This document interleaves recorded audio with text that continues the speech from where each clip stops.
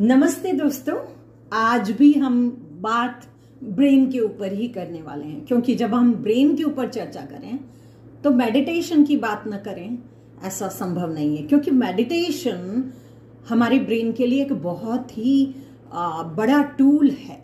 Okay, so brain means हमारी body का राजा, और ब्रेन अगर अच्छा है तो सारे काम, पूरी बॉडी अच्छे से काम करती है।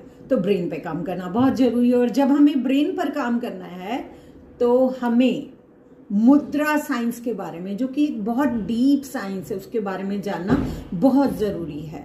सो ये जो हाथ है हमारा, वो हमारे परम पंच महाभूत तत्वों को बताता है। सो ये जो अंगूठा है अग्नि को रिप्रेजेंट कर रहा है, ये जो है ये वायु को रिप्रेजेंट कर रहा है, और ये जो है आकाश तत्व, ये पृथ्वी तत्व, और ये जल तत्व। लेकिन क्योंकि हमें अपनी स्मरण शक्ति पर काम करना है, ध्यान मुद्रा, ज्ञान मुद्रा में भी काफी कंफ्यूजन लोगों को होता है।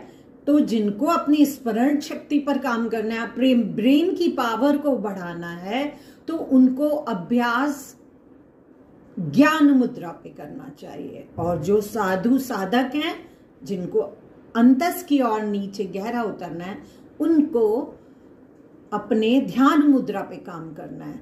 सो आज हम बात कर रहे हैं ज्ञान मुद्रा की।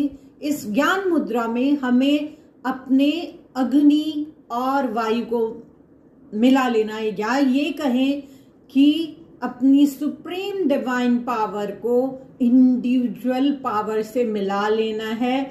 और ये बहुत ही सहज मुद्रा है।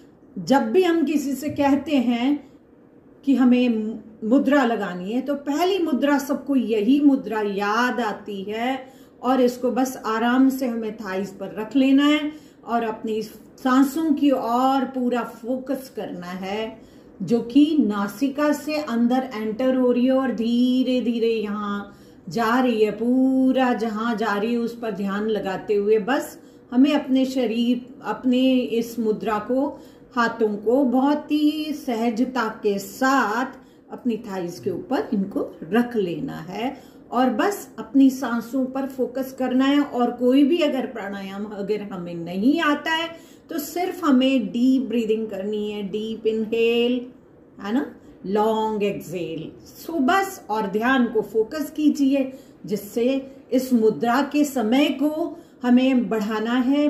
अपना अभ्यास 2 मिनट से स्टार्ट करिए, और अपनी स्मरण शक्ति पर सबसे पहले हमें ब्रेन के लिए काम करना है, उसके बाद आगे बढ़ना है।